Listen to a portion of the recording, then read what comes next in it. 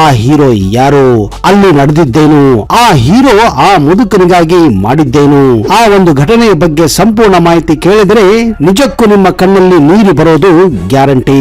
ಬನ್ನಿ ಆ ಒಂದು ಮಾಹಿತಿಯನ್ನ ವಿಸ್ತಾರವಾಗಿ ಈಗ ತಿಳಿದುಕೊಳ್ಳೋಣ.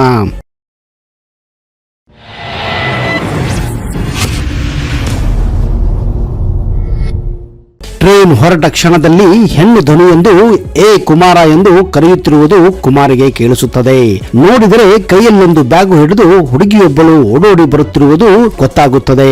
ಅಂತೂ ಟ್ರೈನ್ ಬಳಿ ಬಂದ ಆ ಹುಡುಗಿ ಕಿಟಕಿ ಮೂಲಕ ಸಂಪತ್ ಕುಮಾರ್ ಕೈಗೆ ಬ್ಯಾಗ್ ಕೊಟ್ಟು ಸಂದರ್ಶನಕ್ಕೆ ಹೋಗುತ್ತಾ ಇದೀಯಾ, ಇದನ್ನೆಲ್ಲ ಇಟ್ಕೋ, ಆಲ್ ದಿ ಬೆಸ್ಟ್ ಎಂದು ಹೇಳುತ್ತಾಳೆ. ಟ್ರೈನ್ ಹೊರಟ ಮೇಲೆ ಕುತೂಹಲದಿಂದ ಕುಮಾರ್ ಬ್ಯಾಗ್ ಒಳಗಡೆ ಏನಿದೆ ಅಂತ ನೋಡಿದರೆ ಅದರಲ್ಲಿ ಸ್ವಲ್ಪ ಹಣ, 2 ಬುಕ್ಗಳು ಹಾಗೂ ಸ್ಯಾಂಡ್ವಿಚ್ ಇತ್ತು. ಪ್ರಯಾಣದ ವೇಳೆ ಸಹಾಯ ಆಗುವಂತೆ ಅವುಗಳನ್ನ ಆಕೆ ಕೊಟ್ಟಿದ್ದಳು. ಹೌದು ಸ್ನೇಹಿತರೆ, ಅವರೇ ಸಂಪತ್ ಕುಮಾರ್ ಅಲಿಯಾಸ್ ಸಾಹಸ ಸಿಂಹ ವಿಷ್ಣುವರ್ಧನ್. ಆ ಸಮಯದಲ್ಲಿ ಬೆಂಗಳೂರಿನ ನ್ಯಾಷನಲ್ ಕಾಲೇಜಿನಲ್ಲಿ ಓದುವ ದಿನಗಳು. ಎಲ್ಲರೂ ಅವರನ್ನ ಕುಮಾರ್ ಎಂದೇ ಕರೆಯುತ್ತಿದ್ದರು. BSc ಓದುತ್ತಿದ್ದ ನಟ ಕುಮಾರ್ ಆ ದಿನಗಳಲ್ಲಿಯೇ ನಟರಾಗಬೇಕೆಂಬ ಕನಸು ಹೊತ್ತು ನಾಟಕ, ಮಿಮಿಕ್ರಿ, ಅದು ಇದು ಅಂತ ಸ್ಟೇಜ್ ಮೇಲೆ ಅಭಿನಯವನ್ನ ಮಾಡುತ್ತಿದ್ದರು. ಆ ಸಮಯದಲ್ಲಿ ಹಿಂದಿಯ ದಿಲೀಪ್ ಕುಮಾರ್ ನಟನೆಯ ಚಿತ್ರವೊಂದಕ್ಕೆ ಒಂದು ಪೋಷಕ ಪಾತ್ರಕ್ಕೆ ಮದ್ರಾಸ್ನಲ್ಲಿ ಆಡಿಷನ್ ಇತ್ತು.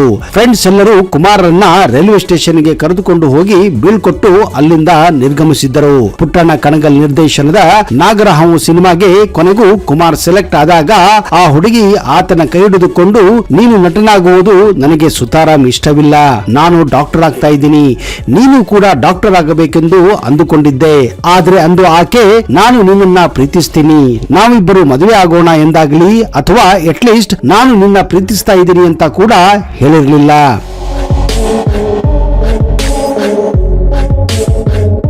ಆದರೆ ಅವಳ ನಡೆ ನುಡಿ ಮೂಲಕ ಸಂಪತ್ ಕುಮಾರ್ ಅಲಿಯಾಸ್ ವಿಷ್ಣುವರ್ಧನ್ಗೆ ಎಲ್ಲವೂ ಗೊತ್ತಾಗಿ ಹೋಗಿತ್ತು. ಕುಮಾರ್ ಕೂಡ ಅವಳನ್ನ ಇಷ್ಟಪಟ್ಟು ಪ್ರೀತಿಸುತ್ತಿದ್ದರಂತೆ. ಆದ್ರೆ ಅಂದು ಇಬ್ಬರು ಏನನ್ನು ತಮ್ಮಿಬ್ಬರ ಲವ್ ಬಗ್ಗೆ ಹೇಳಿಕೊಂಡಿರಲಿಲ್ಲ. ಫೈನಲ್ ಇಯರ್ ಪರೀಕ್ಷೆ ಮುಗಿದು ರಿಸಲ್ಟ್ ಬರುವ ಹೊತ್ತಿಗೆ ಕುಮಾರ್ ವಿಷ್ಣುವರ್ಧನ್ ಆಗಿ ನಾಗರಹಾವು ಸಿನಿಮಾದಲ್ಲಿ ನಟಿಸಿ ಸಿನಿಮಾ ಕೂಡ ಬಿಡುಗಡೆಯಾಗಿ ಸೂಪರ್ ಹಿಟ್ ಆಗಿ ಇಡೀ ಕರ್ನಾಟಕದಂತ ದಾಖಲೆಯನ್ನ ಸೃಷ್ಟಿ ಮಾಡಿಬಿಟ್ಟಿತ್ತು. ನ್ಯಾಷನಲ್ ಕಾಲೇಜ್ ಹುಡುಗ ಕುಮಾರ್ ನಟ ವಿಷ್ಣುವರ್ಧನ್ ಆಗಿ ಸೂಪರ್ ಸ್ಟಾರ್ ಆಗಿ ಬದಲಾಗಿದ್ದರು. ನಾಗರಹಾವು ನಿರ್ದೇಶಕ ಪುಟ್ಟಣ್ಣ ಕಣಗಾಲ್ ನಟ ಸಂಪತ್ ಕುಮಾರ್ ಅವರ ಹೆಸರನ್ನ ವಿಷ್ಣುವರ್ಧನ್ ಎಂದು ಕೂಡ ಬದಲಾಯಿಸಿದ್ದರು. ರಿಸಲ್ಟ್ ನೋಡಲು ಡೆಲ್ಲಿಯಿಂದ ಬಂದಿದ್ದ ಆ ಹುಡುಗಿಯನ್ನು ನಟ ವಿಷ್ಣುವರ್ಧನ್ ಹೆಲ್ಮೆಟ್ ಹಾಕಿಕೊಂಡು ಸಾಗರ್ ಥಿಯೇಟರ್ಗೆ ಕರೆದುಕೊಂಡು ಹೋಗಿ ನಾಗರಹಾವು ಸಿನಿಮಾವನ್ನ ತೋರಿಸಿದ್ದರು. ಅಂದು ನಟ ವಿಷ್ಣುವರ್ಧನ್ ಹೀರೋ ಆಗಿದ್ದು ತುಂಬಾ ಹೆಸರು ಮಾಡಿದ್ದನ್ನ ಕೇಳಿ ನೋಡಿ ಆಕೆ, ನನಗೆ ನಿನ್ನ ಬೆಳವಣಿಗೆ ನೋಡಿ ತುಂಬಾ ಖುಷಿ ಆಗ್ತಿದೆ ಕುಮಾರ್, ಈಗಲೂ ನೀನು ನನ್ನನ್ನ ಪ್ರೀತಿಸ್ತೀಯ ಅಂತ ಕೇಳಿದ್ದರು. ಆಗ ನಟ ವಿಷ್ಣುವರ್ಧನ್, ಇಲ್ಲ, ನಾನು ನಿನ್ನನ್ನ ಪ್ರೀತಿಸ್ತಾ ಇಲ್ಲ, ನನ್ನ ಹೃದಯವನ್ನ ಈಗಾಗಲೇ ಬೇರೊಬ್ಬರಿಗೆ ಕೊಟ್ಟಾಗಿದೆ ಅಂತ ನೋವಿನಿಂದ ಆಕೆಗೆ ಹೇಳಿದ್ದರು. ಆಗ ಆಕೆ ಯಾರು ಆ ಲಕ್ಕಿ ಗರ್ಲ್ ಎಂದು ಕೇಳಲು ನಟ ವಿಷ್ಣುವರ್ಧನ್ ಭಾರತಿ ಎಂದು ಹೇಳಿದ್ದಾರೆ. ಬಳಿಕ ಇಬ್ಬರು ಸೈಲೆಂಟ್ ಆಗಿದ್ದರು. ಮೌನ ಮುರಿದ ಹುಡುಗಿ ನನ್ನನ್ನ ಸದಾಶಿವನಗರಕ್ಕೆ ಡ್ರಾಪ್ ಮಾಡ್ತೀಯ ಅನ್ನಲು ನಟ ವಿಷ್ಣುವರ್ಧನ್ ಆಕೆಯನ್ನು ತಮ್ಮ ಸ್ವಂತ ಬೈಕಿನಲ್ಲಿ ಡ್ರಾಪ್ ಮಾಡಿ ಬಂದು ತುಂಬಾ ನೋವಿನಿಂದ ಬಿಕ್ಕಿ ಬಿಕ್ಕಿ ಅತ್ತಿದ್ದರು.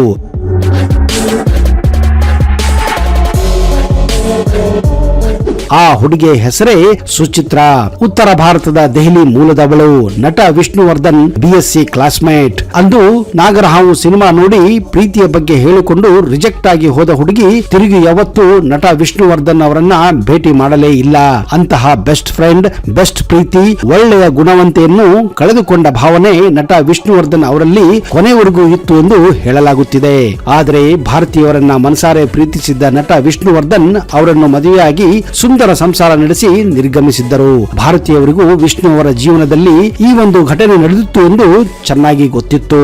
ಆದರೆ ಅಂದು ನಟಿಯಾಗಿ ಉತ್ತುಂಗದಲ್ಲಿದ್ದ ಭಾರತಿ ಕೂಡ ನಟ ವಿಷ್ಣುವರ್ಧನ್ ಅವರನ್ನ ಮನಸಾರೆ ಪ್ರೀತಿಸಿ ಮೆಚ್ಚಿ ಮದುವೆಯಾದ ಆದರ್ಶ ಸಂಸಾರ ನಡೆಸಿದ್ದರು ಅನ್ನೋದು ಎಲ್ಲರಿಗೂ ಗೊತ್ತಿರುವ ವಿಷಯ.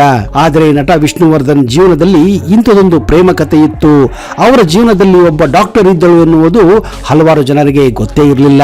ಹೀಗಾಗಿ ಬಂಧನ ಸಿನಿಮಾ ನಟಿಸುವ ಸಂದರ್ಭದಲ್ಲಿ ಸುಹಾಸಿನಿ ಡಾಕ್ಟರ್ ಪಾತ್ರದಲ್ಲಿದ್ದಾಗ ವಿಷ್ಣುವರ್ಧನ್ ಅವರ ಅಭಿನಯ ನಿಜಕ್ಕೂ ಆ ಹುಡುಗಿಯನ್ನು ನೆನೆಸಿಕೊಂಡು ಮಾಡಿದ ಅಭಿನಯ ಎಲ್ಲರಿಗೆ ಮೆಚ್ಚುಗೆಯಾಗಿತ್ತು. ಹೌದು, ಆ ಹುಡುಗಿಯ ಬಗ್ಗೆ ನಟ ವಿಷ್ಣುವರ್ಧನ್ ತಮ್ಮ ಹಲವಾರು ಸಂದರ್ಶನಗಳಲ್ಲೂ ಕೂಡ ಹೇಳಿಕೊಂಡಿದ್ದಾರೆ. ಇಂತಹದ ಇನ್ನೊಂದು ಪ್ರಸಂಗ ಕುಮಾರ್ ಅಲಿಯಾಸ್ ವಿಷ್ಣುವರ್ಧನ್ ಜೀವನದಲ್ಲಿ ನಡೆದಿತ್ತು. ವಿಷ್ಣುವರ್ಧನ್ ಆಗಲೇ ಕರ್ನಾಟಕದಲ್ಲಿ ಒಬ್ಬ ಸೂಪರ್ ಸ್ಟಾರ್ ಆಗಿ ಬೆಳೆದಿದ್ದರು. ಅದು 1980ರ ದಶಕ. ವಿಷ್ಣುವರ್ಧನ್ ಒಂದು ಚಿತ್ರದ ಶೂಟಿಂಗ್ ಆಗಿ ಕರ್ನಾಟಕದ ಕಿರೀಟ ಬೀದರ್ಗೆ ಹೋಗಿದ್ದರು.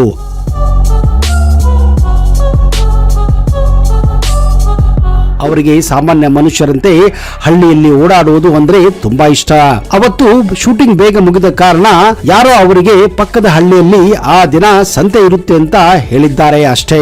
ಬೆಂಗಳೂರಿನಲ್ಲಿ ಇದ್ದರೆ ಯಾವ ಮಾರುಕಟ್ಟೆಗೆ ಯಾವ ಸಂತೆಗೂ ಹೋಗಲು ಸಾಧ್ಯವಿಲ್ಲ. ಕಾರಣ ಅವರೇನಾದ್ರೂ ಮಾರುಕಟ್ಟೆಗೆ ಹೋದ್ರೆ ಜನ ಜಂಗುಳಿ ಆಗೋದು ಗ್ಯಾರಂಟಿ ಅಂತ ವಿಷ್ಣುವರ್ಧನ್ ಯಾವತ್ತು ಬೆಂಗಳೂರಿನಲ್ಲಿ ಹೊರಗಡೆ ಓಡಾಡುವುದು ಕಡಿಮೆ ಮಾಡಿದ್ದರು. ಬೀದರ್ ಬೆಂಗಳೂರಿನಿಂದ ಸರಿಸುಮಾರು 650 ಕಿಲೋಮೀಟರ್ ದೂರ ಇಲ್ಲಿ ತನ್ನನ್ನು ಯಾರು ಕೂಡ ಗುರುತಿಸುವುದಿಲ್ಲ ಅಂತ ಒಂದು ಬ್ಯಾಗ್ ಅನ್ನ ಹಿಡಿದುಕೊಂಡು ತಮಗೆ ಇಷ್ಟವಾದ ತರಕಾರಿಯನ್ನ ತರಲು ಬೀದರ್ ಪಕ್ಕದ ಹಳ್ಳಿಗೆ ಹೋಗಿದ್ದಾರೆ. ವಿಷ್ಣುವರ್ಧನ್ ಅವರನ್ನ ನೋಡಿ ಅಲ್ಲಿ ಹೆಚ್ಚಾಗಿ ಯಾರು ಕೂಡ ಅವರ ಬಗ್ಗೆ ಗಮನ ಕೊಟ್ಟಿಲ್ಲ. ಯಾರೋ ಒಬ್ಬ ಶ್ರೀಮಂತ ವ್ಯಕ್ತಿ ಸಂತೆ ಮಾಡೋಕೆ ಬಂದಾನೆ ಅಂತ ತಮ್ಮ ಪಾಡಿಗೆ ತಮ್ಮ ವ್ಯಾಪಾರವನ್ನ ಹಳ್ಳಿಗರು ಮಾಡುತ್ತಿದ್ದರು. ಆದ್ರೆ 80 ವರ್ಷದ ಮುದುಕನೊಬ್ಬ ವಿಷ್ಣುವರ್ಧನ್ ಅವರನ್ನ ಕಂಡು ಹಿಡಿದೇ ಬಿಟ್ಟಿದ್ದ. ತಕ್ಷಣವೇ ಅವರ ಬಳಿ ಹೋಗಿ, ಅಣ್ಣ ನೀವು ವಿಷ್ಣುವರ್ಧನ್ ಅಲ್ವಾ ಅಂತ ಪಿಸು ಮಾತಲ್ಲಿ ಹೇಳಿದ್ದಾನೆ. ಅದಕ್ಕೆ ವಿಷ್ಣುವರ್ಧನ್, ಯಜಮಾನ್ರೇ ಹೌದು, ಆದ್ರೆ ದಯವಿಟ್ಟು ಯಾರಿಗೂ ಹೇಳಬೇಡಿ, ಕೂಗಾಡಬೇಡಿ ಅಂತ ಬೇಡಿಕೊಂಡಿದ್ದಾರೆ. ಅದಕ್ಕೆ 80 ವರ್ಷದ ಮುದುಕ ವಿಷ್ಣುವರ್ಧನ್ ಅಲ್ಲಿ ಒಂದು ಮನವಿ ಮಾಡಿಕೊಂಡಿದ್ದಾನೆ. ನಾನು ಯಾರಿಗೂ ಹೇಳುವುದಿಲ್ಲ, ಆದ್ರೆ ನೀವು ನನ್ನ ಜೊತೆ 5 ನಿಮಿಷ ಬಂದರೆ ಸಾಕು ಅಂತ ಬೇಡಿಕೊಂಡಿದ್ದಾನೆ. ಆಗ ಆ ಮುದುಕನ ಮಾತು ಕೇಳಿ ವಿಷ್ಣುವರ್ಧನ್ ನಿಜಕ್ಕೂ ಅಚ್ಚರಿಪಟ್ಟಿದ್ದಾರೆ.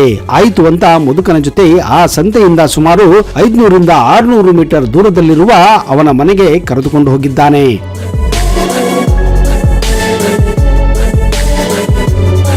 ಅದು ಒಂದು ಚಿಕ್ಕ ಗುಡಿಸಲು. ಬಾಗಿಲು ಕೂಡ ಚಿಕ್ಕದಾಗಿತ್ತು. ಗುಡಿಸಲ ಒಳಗೆ ಹೋಗಬೇಕೆಂದ್ರೆ ಬಗ್ಗಿ ಹೋಗಬೇಕಾಗಿತ್ತು. ಸೂಪರ್ ಸ್ಟಾರ್ ವಿಷ್ಣುವರ್ಧನ್ ಆ ಗುಡಿಸಲ ಒಳಗೆ ಬಗ್ಗಿ ತಲೆ ತಗ್ಗಿ ಒಳಗೆ ಹೋಗಿ ನೋಡಿದಾಗ ಆಶ್ಚರ್ಯವೋ ಆಶ್ಚರ್ಯ. ವಿಷ್ಣುವರ್ಧನ್ ಆ ಗುಡಿಸಲ ಒಳಗೆ ನೋಡಿ ಮಂತ್ರಮುಗ್ಧರಾಗಿದ್ದರು. ಅಂತ ಚಿಕ್ಕ ಗುಡಿಸಲಲ್ಲಿ ಇದಂತ ಪ್ರಪಂಚ ಅಂತ. ಹೌದು, ಆ ಗೋಡೆ ಮೇಲೆ ಎಲ್ಲಿ ನೋಡಿದರೂ ವಿಷ್ಣುವರ್ಧನ್ ಅವರ ಪೇಪರ್ ನಲ್ಲಿ ಕಟ್ ಮಾಡಿದ ಫೋಟೋಗಳೇ ಇದ್ದವು. ಒಂದಲ್ಲ ಎರಡಲ್ಲ, 100 ಇದ್ದವು. ಇದನ್ನು ಕಂಡು ವಿಷ್ಣುವರ್ಧನ್ ತಮ್ಮ ಕಣ್ಣುಗಳನ್ನೇ ನಂಬಲು ಸಾಧ್ಯವಾಗಿರಲಿಲ್ಲ. ಆಗ ಒಳಗಡೆ ಹೋಗಿ ಆ ಮುದುಕ 14 ವರ್ಷದ ಹುಡುಗಿಯನ್ನ ಹಿಡಿದುಕೊಂಡು ಬಂದಿದ್ದಾನೆ. ಆ ಹುಡುಗಿಗೆ, ಮಗಳೇ ನೋಡು, ನಿನ್ನನ್ನು ನೋಡಕ್ಕೆ ಯಾರು ಬಂದಿದ್ದಾರೆ ಅಂತ ಹೇಳಿದ್ದಾನೆ ಅಷ್ಟೇ. ಆಗ ವಿಷ್ಣುವರ್ಧನ್ ಆ ಹುಡುಗಿಯನ್ನ ಹಿಡಿದು ಹೇಗಿದ್ದೀಯಮ್ಮ ಅಂತ ಕೇಳಿದ್ದಾರೆ ಅಷ್ಟೇ. ಆ ಮಾತನ್ನು ಕೇಳಿದ ತಕ್ಷಣವೇ ಆ ಹುಡುಗಿ ನೀವು ವಿಷ್ಣುವರ್ಧನ್ ಅಲ್ವಾ ಅಂತ ಕಂಡು ಹಿಡಿದಿದ್ದಾಳೆ. ಹೌದು, ಆ 14 ವರ್ಷದ ಹುಡುಗಿಗೆ ಕಣ್ಣೇ ಕಾಣಿಸುತ್ತಿರಲಿಲ್ಲ. ಆದರೂ ಕೂಡ ಅವಳು ವಿಷ್ಣುವರ್ಧನ್ ಅಭಿಮಾನಿಯಾಗಿದ್ದಳು. ಕೇವಲ ವಿಷ್ಣುವರ್ಧನ್ ಆಡಿದ ಒಂದೇ ಒಂದು ಮಾತಿನಿಂದ ಅವಳು ಅವರನ್ನ ಕಂಡು ಹಿಡಿದಿದ್ದಳು. ವಿಷ್ಣುವರ್ಧನ್ ಅಂದರೆ ಅವಳಿಗೆ ಎಲ್ಲಿಲ್ಲದ ಪ್ರೀತಿ, ಅಭಿಮಾನ. ಹೀಗಾಗಿ ಕಣ್ಣು ಇಲ್ಲದಿದ್ದರೂ ಕೂಡ ತನ್ನ ತಮ್ಮನ ಸಹಾಯದಿಂದ ಮನೆ ತುಂಬಾ ವಿಷ್ಣುವರ್ಧನ್ ಫೋಟೋಗಳನ್ನ ಹಚ್ಚಿದ್ದಳು. ಇದನ್ನು ಕಂಡು ವಿಷ್ಣುವರ್ಧನ್ ನಿಜಕ್ಕೂ ಬೆಚ್ಚಿ ಬಿದ್ದಿದ್ದರು. ಕರ್ನಾಟಕದ ಒಂದು ಮೂಲೆಯಲ್ಲಿ ತನ್ನನ್ನು ಇಷ್ಟೊಂದು ಆರಾಧನೆ ಮಾಡುವಂತಹ ಕಣ್ಣಿಲ್ಲದ ಅಭಿಮಾನಿಗಳು ಕೂಡ ಇದ್ದಾರೆ ಅಂತ ವಿಷ್ಣುವರ್ಧನ್ ಕಣ್ಣಲ್ಲಿ ನೀರು ಹರಿದಿತ್ತು. ಆ ಹುಡುಗಿಯನ್ನ ಅಪ್ಪಿಕೊಂಡು 80 ವರ್ಷದ ಮುದುಕನನ್ನ ಹಿಡಿದುಕೊಂಡು ಗಳಗಳನೆ ಅತ್ತಿದ್ದಾರೆ.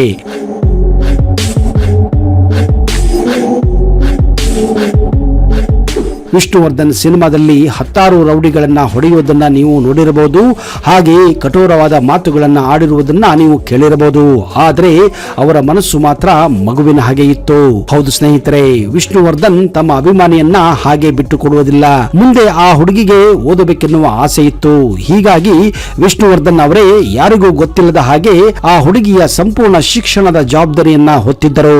ಮುಂದೆ ಆ ಹುಡುಗಿ ಓದಿ ಒಬ್ಬ ದೊಡ್ಡ ಆಫೀಸರ್ ಆಗಿದ್ದಾರೆ. ಹೌದು, ತಮ್ಮ ಕೊನೆಯ ಸಂದರ್ಶನದಲ್ಲಿ ಅವರು ಈ ಒಂದು ವಿಚಾರವನ್ನ ಗೌಪ್ಯವಾಗಿ ಹೇಳಿದ್ದರು. ಆದರೂ ಕೂಡ ಈ ಮಾಹಿತಿ ಹೊರಗೆ ಬಿದ್ದಿತ್ತು. ಆದ್ರೆ ಆ ಹುಡುಗಿ ಯಾರು ಅಂತ ಕೊನೆಯವರೆಗೂ ವಿಷ್ಣುವರ್ಧನ್ ಹೇಳಿರಲಿಲ್ಲ. ಅಂತಹ ಹೃದಯವಂತ ಡಾಕ್ಟರ್ ವಿಷ್ಣುವರ್ಧನ್. ಸ್ನೇಹಿತರೆ, ನಿಜಕ್ಕೂ ನೀವು ವಿಷ್ಣುವರ್ಧನ್ ಅಭಿಮಾನಿಯಾಗಿದ್ದರೆ ಈ ವಿಡಿಯೋನ ಲೈಕ್ ಮಾಡಿ ಹಾಗೂ ನಿಮ್ಮೆಲ್ಲ ಸ್ನೇಹಿತರ ಜೊತೆ ಶೇರ್ ಮಾಡಿ.